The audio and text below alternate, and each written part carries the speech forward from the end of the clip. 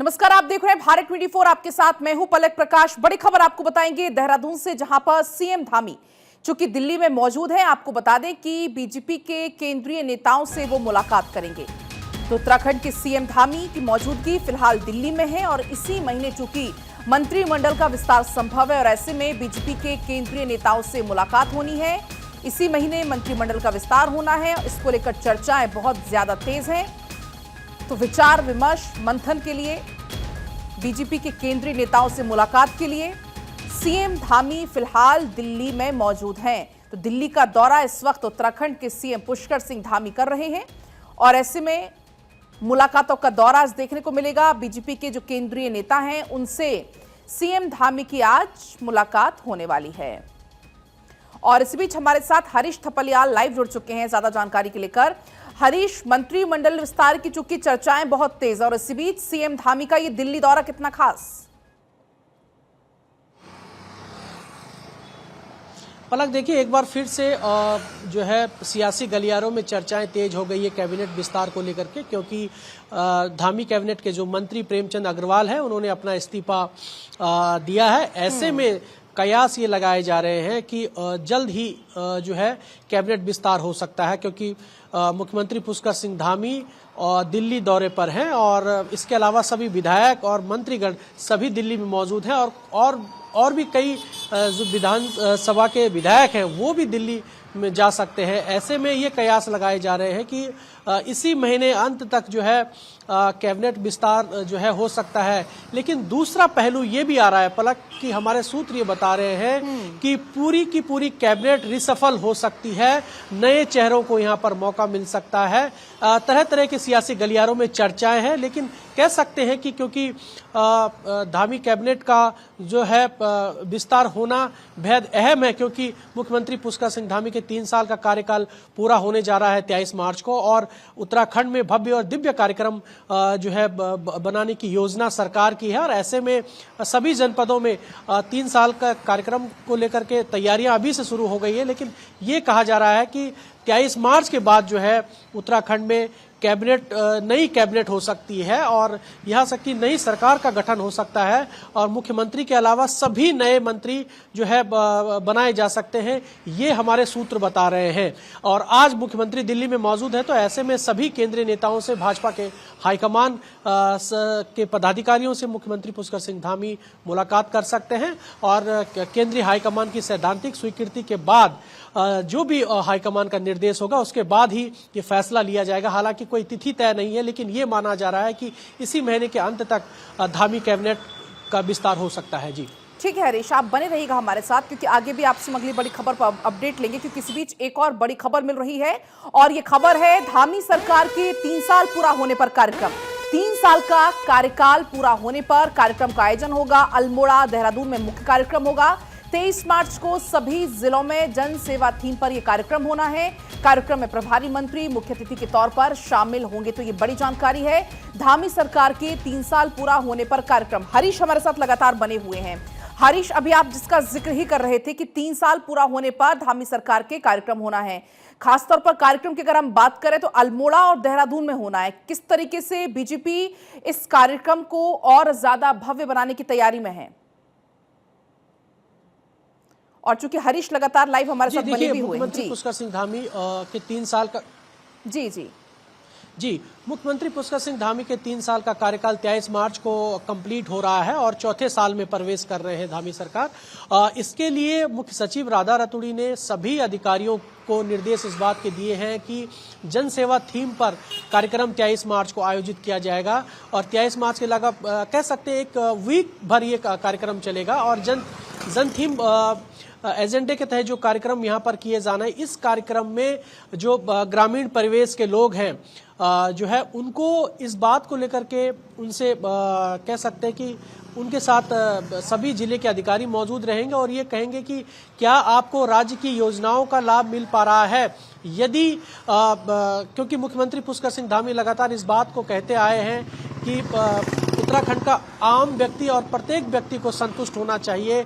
जो भी शिकायतें उनकी है, जो भी उनकी मांगे हैं, उसको जल्द से जल्द सभी अधिकारी पूरा करें। कोई भी फाइल लटकी नहीं होनी चाहिए और इसके लिए बाकायदा मुख्यमंत्री पुष्कर सिंह धामी आज दिन में सीएम हेल्प डेस्क के जरिए वर्चुअली दिल्ली से जुड़ेंगे उत्तराखंड के अधिकारियों के साथ। और ऐसे में ये कहा जा रहा है कि उत्तराखंड के जो लोग हैं वो किसी भी कीमत में परेशान नहीं होने चाहिए। और यदि सीएम हेल्प डेस्क पर कोई शिकायत आती है तो संबंधित विभाग और संबंधित अधिकारी इसके लिए दोषी होंगे। तो कह सकते हैं कि भव्य और दिव्य कार्यक्रम यहाँ पर आयोजित किया जाएगा, रंगारंग कार्यक्रम यहाँ पर किया जाएगा। सरकार के जो बड़े फैसले रहे हैं उनके जरिए भी सरकार एक मैसेज देना चाहती है, चाहे वो यूसीसी का विषय रहा हो या फिर सशक्त भू कानून रहा हो या फिर नकल विरोधी कानून रहा हो। तमाम ऐसे इश्यूज पर बड़े फैसले धामी सरकार ने लिए हैं। तो ऐसे में जो 23 मार्च को कार्यक्रम उत्तराखंड में होने वाले हैं, सभी जनपदों में ये कार्यक्रम होंगे। अल्मोड़ा और देहरादून ही नहीं बल्कि सभी जिलों में कार्यक्रम होंगे। जिस तरीके से मुख्य सचिव राधा रतूड़ी ने सभी जिलों के जिलाधिकारियों के निर्देश दिए हैं कि प्रत्येक जिला मुख्यालयों में ये कार्यक्रम आयोजित किए जाएंगे। 3 साल की जो उपलब्धियां सरकार की है वो जनता के सामने रखेंगे। तो कुल कि मिलाकर किस योजना से कौन सा लाभ यहाँ पर 3 लोगों साल को का जो मिला पूरा है रिपोर्ट और लोगों कार्ड से है वो जनता के बीच में लेकर सरकार पहुंचेगी। फिलहाल आप बने रहिएगा हमारे साथ इसी बीच, क्योंकि एक और बड़ी खबर आपको हम बताएंगे। बड़ी जानकारी मिल रही है सीएम धामी का सुनीता विलियम्स की वापसी पर पोस्ट आया है सामने। सीएम धामी ने एक्स पर एक पोस्ट किया है और पोस्ट करते हुए सीएम धामी लिखते हैं, भारतीय मूल की साहसी बेटी को बहुत शुभकामनाएं, क्योंकि सुनीता विलियम्स और बुच विल्मोर जिनकी वापसी आज हुई है। 4:22 का वो समय था जब पहली तस्वीर सुनीता विलियम्स की सामने आई थी और ये वही तस्वीर आपकी टीवी स्क्रीन पर है जो कि सीएम पुष्कर सिंह धामी ने पोस्ट की। और पोस्ट में सीएम धामी शुभकामनाएं देते हुए यहां पर नजर भी आ रहे हैं। और वहीं सीएम धामी ने एक और वीडियो पोस्ट किया है और ये वीडियो है श्री गुरुराम राय दरबार साहिब का, जो कि सीएम धामी की तरफ से पोस्ट करते हुए कैप्शन में लिखते हैं, संस्कृति, भक्ति और सेवा का पवित्र केंद्र है। देहरादून में है श्री गुरुराम राय दरबार साहिब, उत्तराखंड की समृद्ध विरासत का प्रतीक। तो ये कैप्शन के साथ सीएम पुष्कर सिंह धामी जो कि एक वीडियो पोस्ट करते हुए।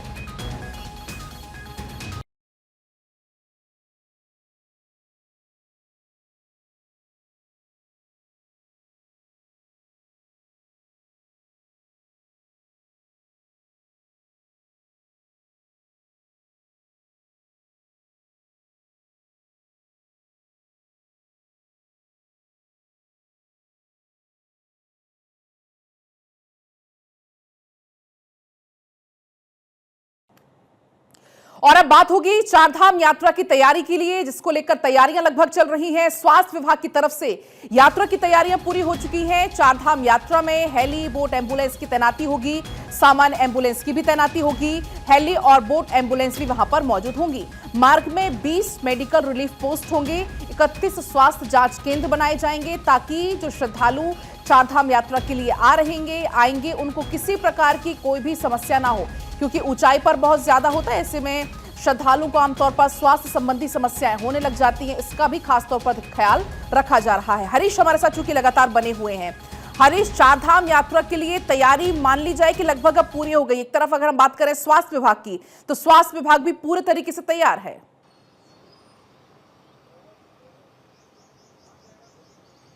पलक देखिए, चारधाम यात्रा का आगाज 30 अप्रैल से होने जा रहा है और इसके लिए मुख्यमंत्री धामी सरकार पहले ही ऑलरेडी सभी अधिकारियों की बैठक ले चुके हैं, क्योंकि पिछली बार जो समस्याएं उत्पन्न हो वो समस्याएं इस बार रिपीट ना हो, इसलिए सभी अधिकारियों को निर्देश दिए गए। क्योंकि स्वास्थ्य विभाग की सबसे ज्यादा महत्वपूर्ण भूमिका चारधाम यात्रा में होती है। सबसे ज्यादा चारधाम यात्रा के दौरान यमुनोत्री धाम का जो कह सकते हैं कि जो ट्रांजिट का इलाका है, वहाँ पर खरसाली में वहाँ पर सबसे ज़्यादा श्रद्धालुओं को दिक्कत आती है, क्योंकि पैदल रास्ता है। और पिछली बार की यदि हम बात करें तो कई श्रद्धालुओं ने हृदय गति रुकने से उनकी डेथ हो चुकी थी। लेकिन इस बार जो है स्वास्थ्य विभाग का रोल महत्वपूर्ण रहने वाला है।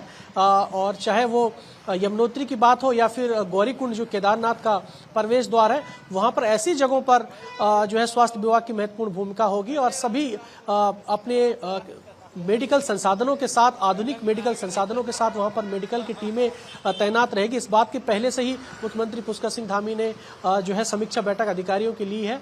तो कह सकते हैं कि चारधाम यात्रा की जो तैयारी है वो अंतिम चरण में है और अब स्वास्थ्य विभाग को लेकर के सभी अधिकारियों को इस बात के निर्देश दिए गए हैं कि कौन कौन से पैसेज पर जो है स्वास्थ्य टीमें मौजूद रहेंगी, चाहे वो गंगोत्री यमुनोत्री का क्षेत्र हो या फिर बद्रीनाथ केदारनाथ का इलाका हो। ऐसी जगहों पर जहां पर श्रद्धालुओं को स्वास्थ्य संबंधी दिक्कतें होती है, वो ऐसी जगहों पर जो मेडिकल टीम है वो अलर्ट रहे।